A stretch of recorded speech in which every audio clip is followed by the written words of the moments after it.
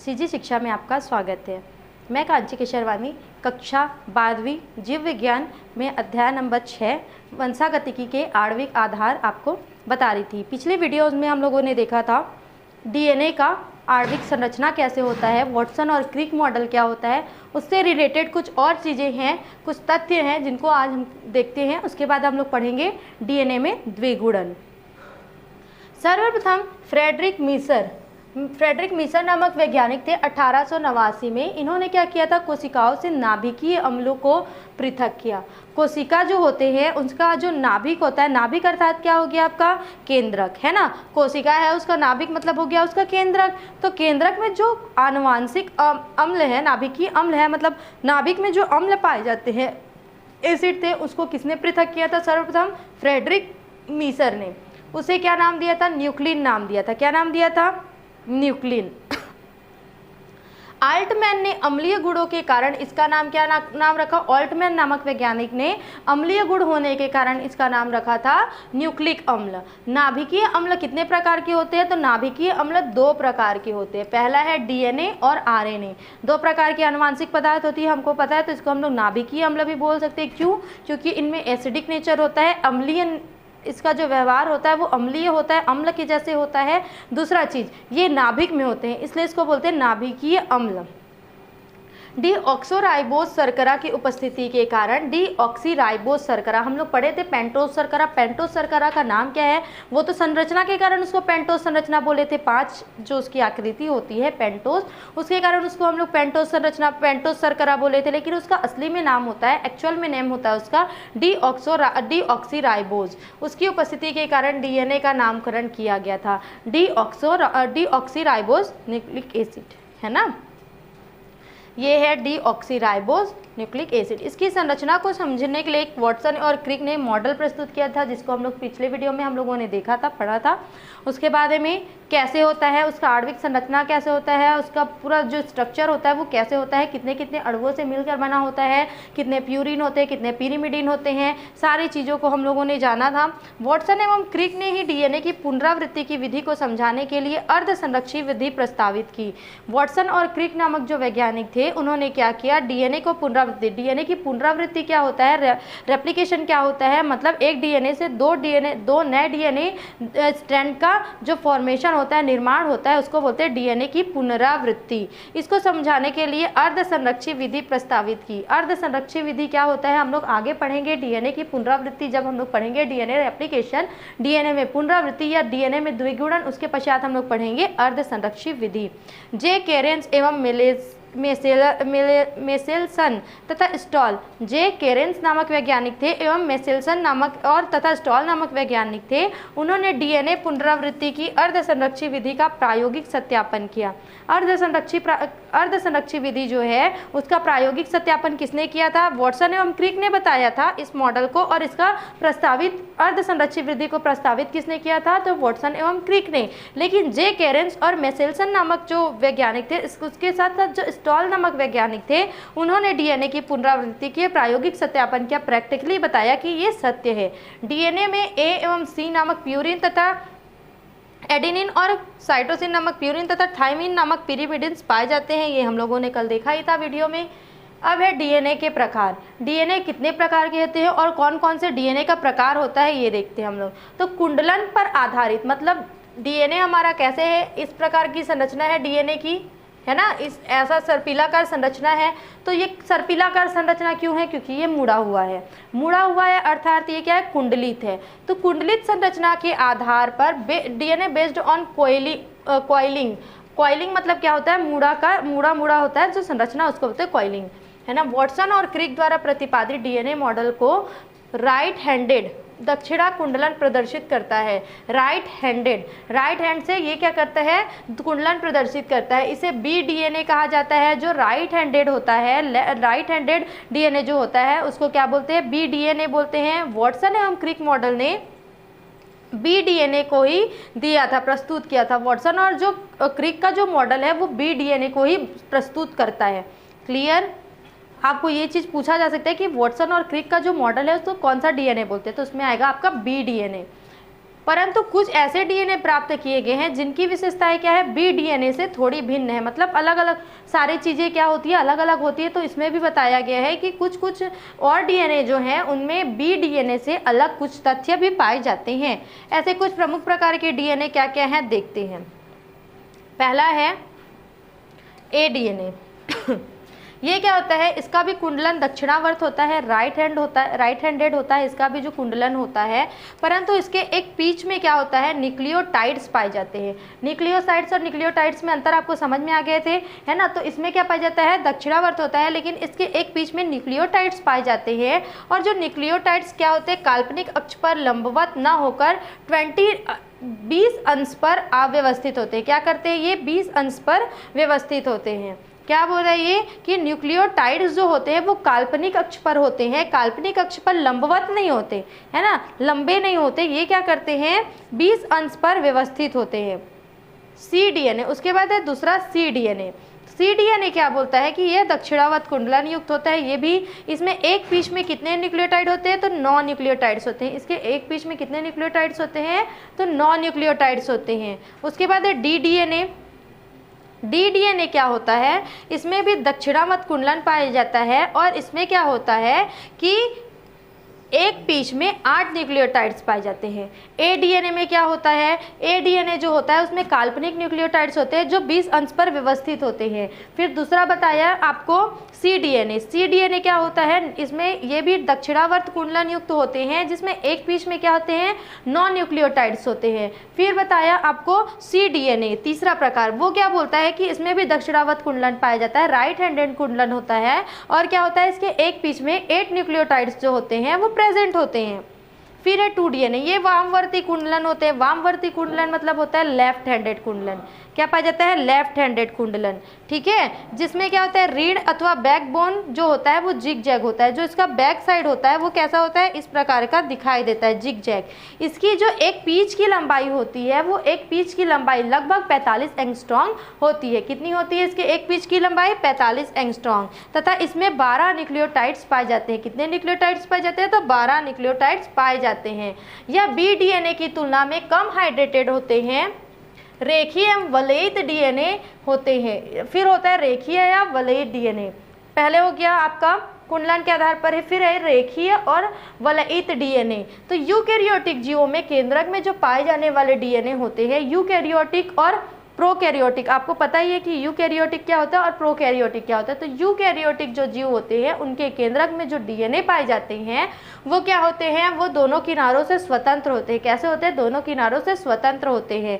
इन्हें क्या बोलते हैं, रेखीय डीएनए बोलते हैं, लीनियर डीएनए कहा जाता है। इनको क्या बोला जाता है, रेखीय डीएनए। परंतु प्रोकैरियोटिक कोशिकाओं में तथा यूकैरियोटिक के माइटोकॉन्ड्रिया में, यदि अगर हम लोग प्रोकैरियोटिक कोशिका की बात करते हैं तो प्रोकैरियोटिक जो कोशिका होती है और यूकैरियोटिक कोशिका की जो माइटोकॉन्ड्रिया होती है एवं क्लोरोप्लास्ट जो होते हैं उनमें जो पाए जाने वाला डीएनए होता है वो कैसा होता है, वलयित होता है। वलयित मतलब क्या हो गया, सर्कुलर हो गया। किस प्रकार का होगा, सर्कुलर, इस प्रकार का होता है। क्लियर, सर्कुलर होता है। किसमें, प्रोकैरियोटिक कोशिका में। और कोशिकाओं तथा यूकैरियोटिक कोशिकाओं के माइटोकॉन्ड्रिया, क्लोरोप्लास्ट में वलयित डीएनए होता है। और यूकैरियोटिक कोशिका के जो जीवों के केंद्रक होते हैं उसमें क्या होता है कि रेखील होता है। डीएनए जो होता है वो रेखील होता है। जो जीवाणु कोशिकाएं होती हैं उनमें जो पाए जाने वाले प्लाज्मिड होती है वो कैसी होती है, सर्पिलाकार होती है। वलयाकार, वलयाकार मतलब होता है सर्कुलर क्रम में होता है, सर्कुलर होता है, उसको बोलते हैं वलयाकार। ठीक है, जीवाणु कोशिकाएं जो होती है प्लाज्मिड में वो कैसी होती है, वलयाकार होती है। वलयाकार जो डीएनए होता है वो डीएनए को सीसीसी रूप भी कहा जाता है। क्या बोलते हैं, डीएनए को सीसीसी रूप भी कहा जाता है, covalently closed circular form of DNA. क्या बोलते हैं, covalently closed circular form of DNA. वलयाकार डीएनए को क्या बोला जाता है, डीएनए ऑफ सीसीसी। क्या बोला जाता है, डीएनए ऑफ सीसीसी। सीसीसी मतलब होता है closed covalent closed circular form of DNA भी कहा जाता है। फिर डीएनए का द्विगुणन, रेप्लिकेशन ऑफ डीएनए। डीएनए का द्विगुणन कैसे होता है, तो द्विगुणन अथवा पुनरावृत्ति जो होता है डीएनए का वो एक प्रमुख गुण है। द्विगुणन का मतलब क्या होता है, पुराने स्ट्रैंड से नए स्ट्रैंड का बनना। इसके द्वारा क्या करता है, नई प्रतिकृति। प्रतिकृति का मतलब क्या होता है, अपने जैसा ही संरचना एक तैयार करना, नया संरचना तैयार करना, उसको बोलते हैं प्रतिकृति तैयार करना। ठीक है, यह क्रिया अत्यंत महत्वपूर्ण है क्योंकि इसी की सहायता से जीव अपने गुणों को अगली पीढ़ी में पहुंचाता है। प्रतिकृति का मतलब होता है कि अपने ही समान नए जो स्ट्रैंड होते हैं, नए शाखा जो होती है उसको पैदा करना, उसको क्या करना, फॉर्मेशन करना। तो उसमें क्या होता है, जो मतलब जो गुण होते हैं वो एक पीढ़ी से दूसरे पीढ़ी में इसी के थ्रू जाता है। यह कोशिका चक्र के अंतरावस्था एस फेज में संपन्न होता है। जब कोशिका विभाजन की क्रिया होती है तो कोशिका विभाजन जब होता है तो उसमें अंतरा फेज आता है, इंटरफेज जिसको बोलते हैं है ना, इंटरफेज के एस फेज में, इंटरफेज एस, ये क्या होता है, अलग अलग फेसेस होते हैं उसमें। जब आप कोशिका विभाजन पढ़ेंगे तो उसमें अंतरावस्था के एस फेज में जब होता है तब यह डीएनए का द्विगुणन की क्रिया संपन्न होती है।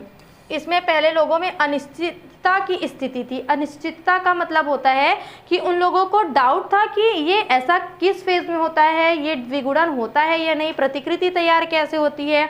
तो डेलब्रुक नामक वैज्ञानिक थे, उनके अनुसार, उनके अकॉर्डिंग डीएनए जो है उनकी द्विगुणन की निम्न विधियां हो सकती है। परिक्षेपी विधि जिसको बोलते हैं डिस्पर्सिव मेथड, इस विधि का वर्णन जो होता है डेलब्रुक ने किया था।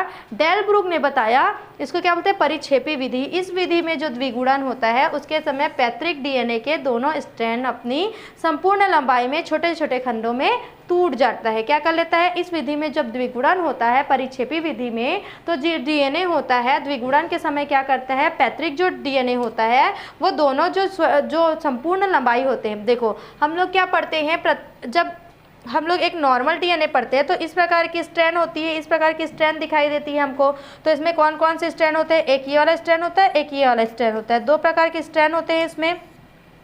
तो जो दोनों स्ट्रैंड होते हैं तो क्या होता है, जब द्विगुणन होता है तो उसमें परिक्षेपी विधि में क्या होता है, ये दोनों स्ट्रैंड अलग अलग हो जाते हैं और दोनों छोटे छोटे छोटे छोटे खंडों में टूट जाते हैं। रिक्त स्थान जो होता है वो डीएनए के, फिर अब ये देखो ये क्या हुआ आपका, ये ऐसा छोटे छोटे खंडों में टूट गया है ना। तो इनमें जो रिक्त स्थान बचा, वो रिक्त स्थान में क्या आता है, नया जो डीएनए का खंड होता है दूसरी जगह से आके जुड़ जाता है। फिर यहाँ पे क्या हो जाता है, नया जो खंड होता है वो डीएनए में आके जुड़ जाता है। फिर है पूर्ण संरक्षी विधि, कंजर्वेटिव मेथड। क्या बोलते हैं इसको, पूर्ण संरक्षी विधि। दूसरा मेथड है कंजर्वेटिव मेथड जिसको बोलते हैं पूर्ण संरक्षी विधि। इस विधि का वर्णन डेलब्रुक नामक वैज्ञानिक ने ही किया था। इस विधि में बताया डेलब्रुक ने कि जो पैतृक डीएनए होते हैं, पैतृक जो डीएनए के स्ट्रैंड होते हैं वो टेम्पलेट्स का कार्य करते हैं, टेम्पलेट की भांति कार्य करते हैं। टेम्पलेट का मतलब क्या होता है कि वो अलग अलग खुल जाते हैं और एक पर्टिकुलर एक संरचना की भांति, एक डीएनए की भांति कार्य करने लगते हैं तथा एक नए डीएनए का निर्माण करते हैं। इस प्रकार प्राप्त होने वाले डीएनए के जो दोनों स्ट्रैंड होते हैं वो पुराने होते हैं, जबकि दूसरे डीएनए जो होते हैं उनके दोनों स्ट्रैंड क्या होते हैं, नए होते हैं। टेम्पलेट्स की भांति कार्य करते हैं, मतलब दिखाते हैं और उसके अनुसार दूसरा जो डीएनए होता है वो फॉर्मेशन हो जाता है। क्लियर। तो इसमें क्या होते हैं, जो पुराना डीएनए होता है वो उसके दोनों स्ट्रैंड पुराने ही रह जाते हैं और जो नया डीएनए होता है उसके दोनों स्ट्रैंड नए रह जाते हैं। क्लियर। फिर है अर्ध संरक्षी विधि जिसको बोलते हैं सेमी कंजर्वेटिव मेथड। हम लोग अभी बी डीएनए के बारे में पढ़ रहे थे, तो बी डीएनए में हम लोगों ने पढ़ा था कि अर्ध संरक्षी विधि जो है वो महत्वपूर्ण विधि है। आप लोगों को पेपर में पूछा जा सकता है कि डीएनए रेप्लिकेशन के अर्ध संरक्षी विधि क्या होती है, तो आपको इसको बताना पड़ेगा। तो 3 विधि होता है, पहले हम लोगों ने पढ़ा कि परिक्षेपी विधि। परिक्षेपी विधि में क्या होगा, रिक्त स्थान बनते हैं, दोनों स्ट्रैंड क्या होते हैं, टूट जाते हैं, छोटे छोटे खंडों में रिक्त स्थान बन जाते हैं और उन खंडों को भरने के लिए नए डीएनए का फॉर्मेशन होता है। उसके पश्चात पूर्ण संरक्षी विधि पढ़ा हम लोगों ने। तो पूर्ण संरक्षी विधि क्या होता है, पूर्ण संरक्षी विधि में टेम्पलेट्स का कार्य करते हैं। जो पुराने डीएनए के जो स्ट्रैंड होते हैं वो टेम्पलेट की भांति कार्य करते हैं और फिर नए डीएनए का फॉर्मेशन करते हैं। तो जो पुराने डीएनए में जो दोनों स्ट्रैंड होते हैं वो कुल मिला के क्या हो जाते हैं, पुराने हो जाते हैं और जो नए डीएनए के स्ट्रैंड होते हैं वो नए के नए रह जाते हैं। फिर है तीसरा विधि अर्ध संरक्षी विधि, सेमी कंजर्वेटिव मेथड जिसको बोलते हैं। इस विधि का वर्णन वॉटसन एवं क्रिक ने किया था। हम लोगों ने जब बी डीएनए पढ़ रहे थे, हम लोग डीएनए के प्रकार, उसमें हम लोगों ने पढ़ा था कि अर्ध संरक्षी विधि किसने बताया था, वॉटसन एवं क्रिक ने। तो मैसेल्सन एवं स्टॉल ने इसकी प्रायोगिक पुष्टि की थी, ये भी हम लोगों ने पढ़ा था। फिर इसके पश्चात क्या है, इसमें पैतृक जो डीएनए होता है, पुराना जो डीएनए होता है जिसको मदर डीएनए भी बोलते हैं, उसके जो दोनों स्ट्रैंड होते हैं वो एक दूसरे से पृथक हो जाते हैं। जस्ट लाइक ये देखना, ये है आपका पुराना डीएनए, है ना, इस टाइप का। फिर इसके जो दोनों स्ट्रैंड हैं वो कैसे हो जाते हैं, अलग अलग हो जाते हैं। अब अलग अलग होने के पश्चात क्या करते हैं, टेम्पलेट की भांति कार्य करते हैं। जो दोनों स्ट्रैंड होते हैं वो टेम्पलेट की भांति कार्य करते हैं और अपने संपूरक स्ट्रैंड का निर्माण करते हैं। इसका कंप्लीमेंट्री स्ट्रैंड का मतलब क्या होता है, अपने ही समान स्ट्रैंड का निर्माण करते हैं। फिर ये ऐसा हो गया। इस प्रकार नवनिर्मित डीएनए के दोनों स्ट्रैंड, एक एक पुराना एक दूसरा नवनिर्मित न्यूली फॉर्म्ड होता है। अब ये क्या हो गया, देखो ये एक पुराना है और एक नया स्ट्रैंड है, ठीक है। फिर एक पुराना है, इसके बाद ही क्या हो गया, एक नया स्ट्रैंड हो गया। फिर ये क्या करते हैं, जो पुराना होता है वो नए के साथ जुड़ जाता है और नया होता है वो पुराने के साथ जुड़ जाता है। तो एक जब फिर जो दो स्ट्रैंड बनते हैं, है ना, वो क्या करते हैं,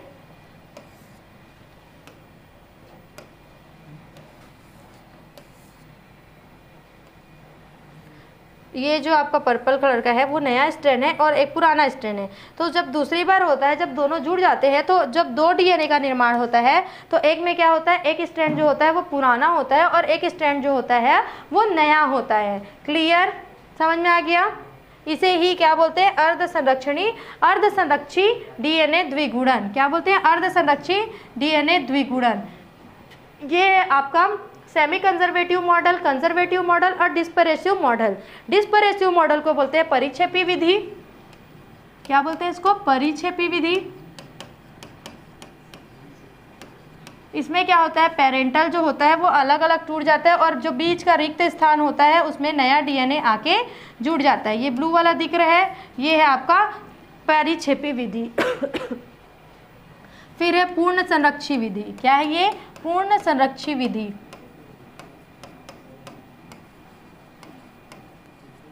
पूर्ण संरक्षी विधि में क्या होता है, एक पेरेंटल डीएनए होता है जो टेम्पलेट के भांति कार्य करता है, ठीक है। टेम्पलेट से क्या होता है, नए डीएनए का निर्माण होता है। फिर इससे क्या होता है, रेप्लिकेशन साइकिल चलते जाता है और एक नया रह जाता है और एक नया का नया रह जाता है और एक पुराना का पुराना डीएनए रह जाता है। फिर सेमी कंजर्वेटिव विधि, इसको बोलते हैं अर्ध संरक्षी विधि। क्या बोलते हैं, अर्ध संरक्षी विधि। इसमें क्या होता है, जो डीएनए के दोनों स्ट्रैंड होते हैं वो अलग अलग हो जाते हैं, उसके साथ उनके टेम्पलेट की भांति कार्य करने लगते हैं और टेम्पलेट की भांति कार्य करने के पश्चात क्या करते हैं, अपने समान नए स्ट्रैंड का निर्माण करते हैं। फिर ये क्या करते हैं, एक ये जो हो जाएगा, फिर एक नया और एक पुराना स्ट्रैंड आपस में जुड़ जाते हैं। इसको बोलते हैं, ये 3 विधियां हैं डीएनए रेप्लिकेशन की, डीएनए में द्विगुणन की। क्लियर। फिर अर्ध संरक्षित द्विगुणन की क्रिया विधि कैसे होती है ना। हम लोगों ने पढ़ा अर्ध संरक्षित विधि, सेमी कंजर्वेटिव मेथड पढ़ा। उसमें बताया कि वॉटसन और क्रिक ने बताया था इस मॉडल को और इसका व्याख्या किया और प्रतिलिपिकरण किया। इसमें द्विगुणन के समय में क्या होता है, जो डीएनए के दोनों स्ट्रैंड होते हैं वो नाइट्रोजनस क्षार के बीच जो उपस्थित हाइड्रोजन बंध होते हैं वो टूट जाते हैं। कोई भी डीएनए में क्या होता है, नाइट्रोजनस क्षारक होते हैं, नाइट्रोजन बेस होते हैं जिसको बोलते हैं प्यूरिन और पिरिमिडिन। उनके बीच में क्या होता है, वो दोनों जुड़े रहते हैं आपस में, एक प्यूरिन एक पिरिमिडिन, एक प्यूरिन एक पिरिमिडिन, ऐसा जुड़े रहते हैं। और उन दोनों के बीच में कौन सा बंध होता है, तो उन दोनों के बीच में होता है हाइड्रोजन बंध। कौन सा बंध होता है, हाइड्रोजन बंध। और जो क्या होता है, वो जब एक दूसरे से जब नाइट्रोजन बंध जो रहता है वो क्या होता है, टूट जाता है। टूट जाने से क्या होता है, दोनों पृथक हो जाते हैं। केंद्रक के अंदर स्वतंत्र न्यूक्लियोटाइड्स का पूल पाया जाता है। जो केंद्रक होता है कोशिका का, उसमें क्या पाया जाता है, स्वतंत्र न्यूक्लियोटाइड्स का पूल पाया जाता है, जिसमें एडेनिन, ग्वानिन, साइटोसिन और थाइमिन क्या होते हैं, न्यूक्लियोटाइड्स पाए जाते हैं, स्वतंत्र रूप से भी उपस्थित होते हैं। तो ये स्वतंत्र जो न्यूक्लियोटाइड होते हैं वो डीएनए के पृथक स्ट्रैंड के ऊपर बारी बारी से आकर अपना अनुपूरक क्रम में जुड़ते चले जाते हैं। अनुपूरक क्रम क्या होता है, पहले तो जो हमारा पुराना स्ट्रैंड था वो टूट गया, उनके बीच का जो नाइट्रोजनस क्षार के बीच में जो आपका हाइड्रोजन बॉन्ड होता है वो टूट गया। तो क्या हो गया, फिर सब अलग अलग बिखर गए बॉन्ड टूटने के कारण। लेकिन जो नाभिक होता है, बंधों का जो केंद्रक होता है, उसमें क्या होते हैं, नाइट्रोजन जो क्षार होते हैं वो स्वतंत्र रूप से उपस्थित होते हैं। और स्वतंत्र रूप से उपस्थित होने के कारण क्या करते हैं, जब वो खुला हुआ डीएनए में जो नाइट्रोजनस क्षार होता है उसमें जाकर अपने अपने स्थान पर अनुपूरक क्रम में क्या करते हैं, जुड़ते चले जाते हैं, मतलब जिसको जोन से क्रम में जिस अनुसार जुड़ना चाहिए उसमें जुड़ता चला जाता है। इस प्रकार एक नया सूत्र बनता है जो पुराने सूत्र की अनुकृति होती है, आइडेंटिकल कॉपी होती है। पुराने सूत्र के जैसा ही दिखाई देता है लेकिन पुराना सूत्र नहीं होता, आइडेंटिकल कॉपी होती है। क्लियर, अनुकृति जिसको बोलते हैं। देखो ये है पेरेंट डीएनए, इसमें क्या हुआ, ये वाला है, ये क्या हुआ, आके बाहर से जो स्वतंत्र थे वो जुड़ता गया, उसको बोलते हैं डीएनए, डॉटर डीएनए। फिर डीएनए पुनरावृत्ति से संबंधित एंजाइम। अगर डीएनए में पुनरावृत्ति होता है ना, तो पुनरावृत्ति होता है, ये तो हमको कंफर्म हो गया, 3 प्रकार से होता है, ये भी पता चल गया। तो उसके पश्चात क्या है, कौन कौन से एंजाइम्स जो होते हैं उसमें भाग लेते हैं, रिक्वायर्ड होते हैं या फिर संबंधित होते हैं, ये देखते हैं। तो कॉर्नबर्ग नामक वैज्ञानिक थे 1955 में, उन्होंने सर्वप्रथम बताया कि इसिचरिचिया कोलाई नामक जो जीवाणु होता है उसमें डीएनए की द्विगुणन का, जब डीएनए में रेप्लिकेशन होता है उसका अध्ययन इन्होंने किया और बताया कि यह जो संपूर्ण क्रिया होती है 3 एंजाइमों की उपस्थिति में होती है। जो डीएनए रेप्लिकेशन का क्रिया होता है, पूरा प्रोसेस होता है, उनमें 3 एंजाइम जो होते हैं संबंधित होते हैं, जिन्हें कॉर्नबर्ग एंजाइम्स भी कहा जाता है। क्यों? क्योंकि कॉर्नबर्ग ने इनका अध्ययन किया था। इनमें होता है डीएनए हेलिकेज, क्या बोलते हैं, डीएनए हेलिकेज, या डीएनए की कुंडली एवं अकुंडलीकरण करता है। ये क्या करता है, जो डीएनए हेलिकेज एंजाइम जो होता है वो डीएनए को क्या करता है, कुंडलित करता है और अकुंडलित करता है। ठीक है, डीएनए टोपोआइसोमरेज, क्या हो गया, डीएनए टोपोआइसोमरेज, या कुंडली के टेंशन को कम करता है। टेंशन मतलब जो खिंचाव होता है कुंडलन में, तो उसको कौन कम करता है, टोपोआइसोमरेज, डीएनए टोपोआइसोमरेज जो होता है वो कम करता है। फिर है डीएनए पॉलीमरेज, क्या है, डीएनए पॉलीमरेज, डीएनए का संश्लेषण करता है। डीएनए पॉलीमरेज एंजाइम जो होता है वो डीएनए का संश्लेषण करता है। फिर है डीएनए लाइगेज, ये क्या करता है, ओकाजाकी खंडों को आपस में जोड़ता है। अब बात आता है ओकाजाकी खंड। ओकाजाकी खंड क्या होता है हम लोग आगे पढ़ेंगे, ये एक एंजाइम है, अभी एंजाइम के बारे में पढ़े तो एंजाइम को पहले बस पढ़ लेते हैं कि डीएनए जो लाइगेज होता है वो क्या करता है, ओकाजाकी खंडों को आपस में जोड़ता है। ये फेविकोल का कार्य करता है, लाइगेज जो होता है। प्राइमर जो होता है इसको आरएनए प्राइमर बोलते हैं। डीएनए प्रतिवलन का समारंभन करवाना, प्रतिवलन मतलब जो होता है रेप्लिकेशन, उसको समारंभन करता है। ठीक है, फिर है प्राइमेज, या प्राइमर का निर्माण करता है। किसका निर्माण करता है, प्राइमर का। फिर डीएनए द्विगुणन का प्रोसेस क्या है, क्रियाविधि क्या है, इस टॉपिक में हम लोग पढ़ेंगे। तो वास्तव में जो डीएनए द्विगुणन है वो एक अत्यंत जटिल प्रक्रिया है जो बहुत सारे चरणों में, बहुत सारे स्टेजेस में कंप्लीट होता है। पहला है डीऑक्सीराइबोन्यूक्लियोटाइड्स का सक्रियकरण, एक्टिवेशन ऑफ डीऑक्सोराइबोन्यूक्लियोटाइड।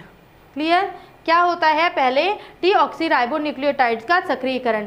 कोशिकीय पूल जो होता है, कोशिकाओं में जो पूल होता है वो क्या होता है, 4 प्रकार के न्यूक्लियोटाइड अथवा nucleosides, monophosphate, deoxyribose adenosine monophosphate, deoxyriboguanosine monophosphate, deoxythymidine monophosphate तथा डीऑक्सीसाइटिडाइन मोनोफॉस्फेट पाए जाते हैं। क्या क्या पाए जाते हैं इसमें, कोशिकीय पूल होता है जिसमें 4 प्रकार के न्यूक्लियोटाइड्स होते हैं और न्यूक्लियोसाइड होते हैं। तो न्यूक्लियोसाइड जो होते हैं वो क्या होते हैं, मोनोफॉस्फेट होते हैं, जैसे कि ऑक्सीराइबो एडिनोसाइन मोनोफॉस्फेट। फिर है डीऑक्सीराइबोग्वानोसाइन मोनोफॉस्फेट, डीऑक्सोथाइमिडाइन मोनोफॉस्फेट, डीऑक्सीसाइटिडाइन मोनोफॉस्फेट। फिर डीएनए में जब द्विगुणन की क्रिया होती है उसके पहले चरण के रूप में इसमें सबसे पहले क्या होता है, एटीपी की सहायता से, एटीपी का मतलब क्या होता है, एडेनोसिन ट्राइफॉस्फेट के फास्फोराइलेशन होता है जिसके इससे ट्राइफॉस्फेट बनते हैं। एटीपी जो होता है उसका हेल्प लेके क्या करता है, फॉस्फोरिलेशन की क्रिया होती है, फॉस्फोरिलेशन चक्र होता है उसकी क्रिया होती है, फॉस्फोरिलेशन होता है तो इसमें क्या बनता है, इसके अंत में ट्राइफॉस्फेट बनता है। यह क्रिया क्या कहलाता है, फॉस्फोराइलेज एंजाइम की उपस्थिति में संपन्न होता है। किसकी उपस्थिति में संपन्न होता है, फॉस्फोराइलेज एंजाइम की उपस्थिति में संपन्न होता है।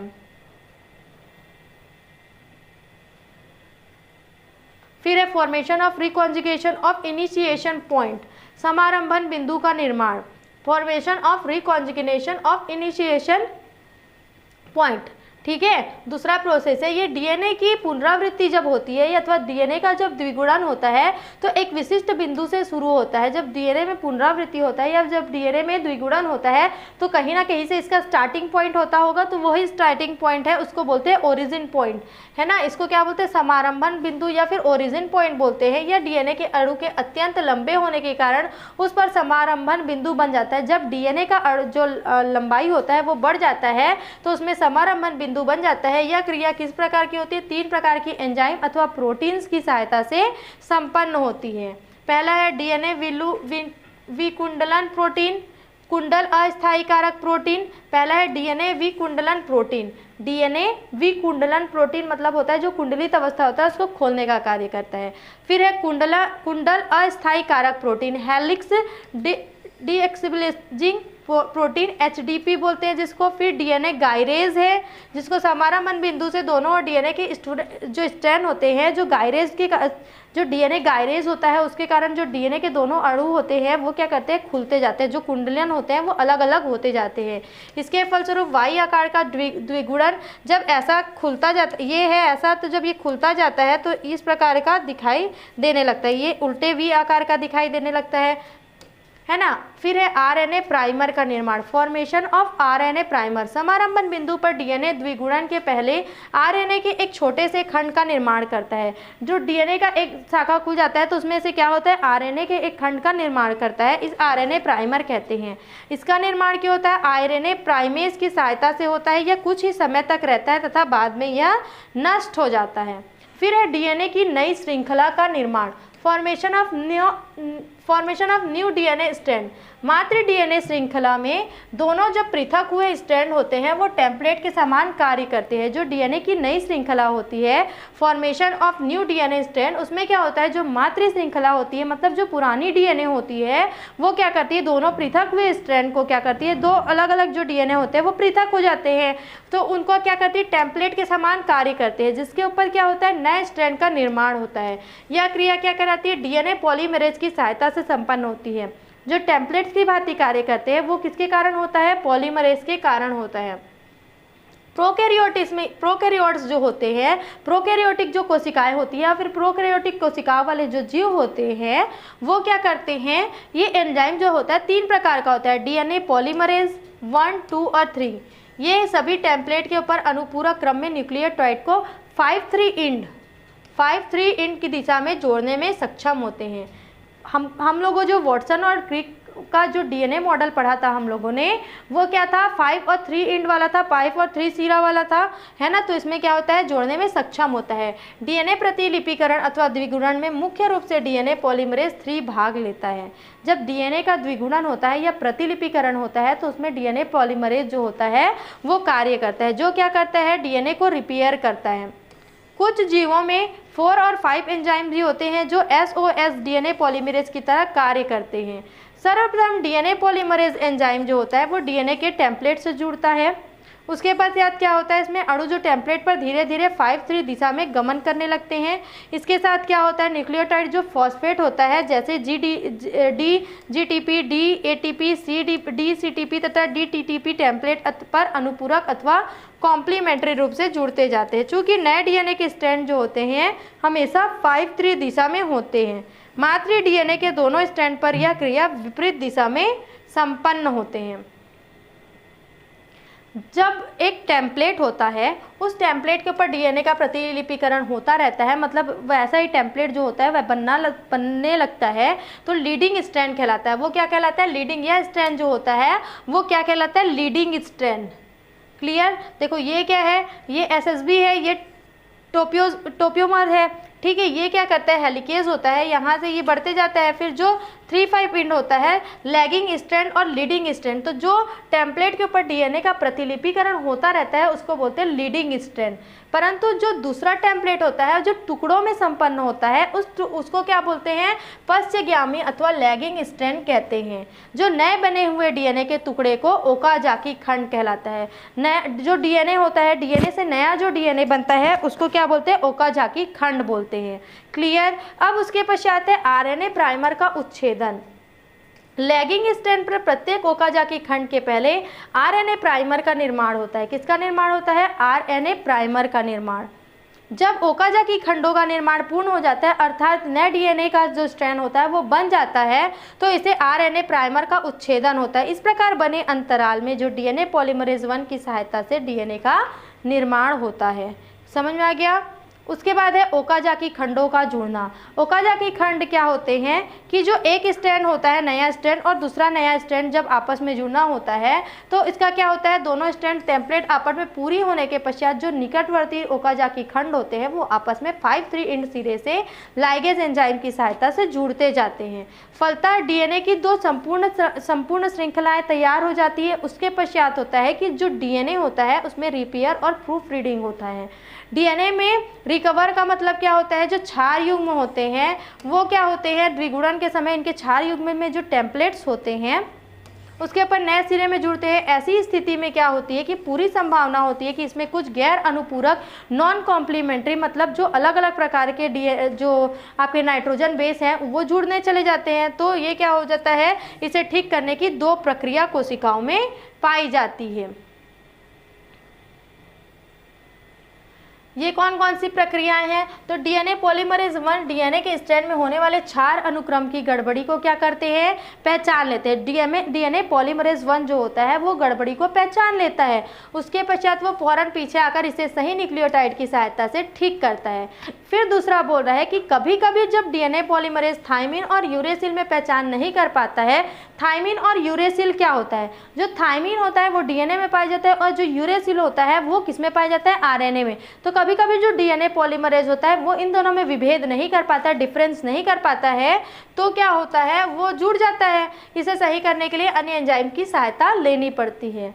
फिर क्या हो रहा है कि कभी कभी कोशिका के अंदर पाए जाने वाला जो डीएनए होता है वो चोट और अन्य कारणों से क्या हो जाता है, क्षतिग्रस्त हो जाता है, डिफेक्टिव हो जाता है। जिसके फलस्वरूप उसकी श्रृंखला टूट जाती है। ऐसी स्थिति में कोशिका का अस्तित्व बनाए रखने के लिए उसका रिपेयर होना आवश्यक है, जो किसकी सहायता से होता है, डीएनए में पॉलीमरेज 1 और पॉलीमरेज 2 की सहायता से न्यूक्लियोटाइड्स को जोड़कर किया जाता है। इसके पश्चात है आपका डीएनए का कार्य, जो हम लोग नेक्स्ट वीडियो में पढ़ेंगे। अभी तक हम लोगों ने पढ़ा कि डीएनए में द्विगुणन कैसे होता है, उसका प्रोसेस क्या होता है। सीजी शिक्षा में जुड़े रहने के लिए धन्यवाद।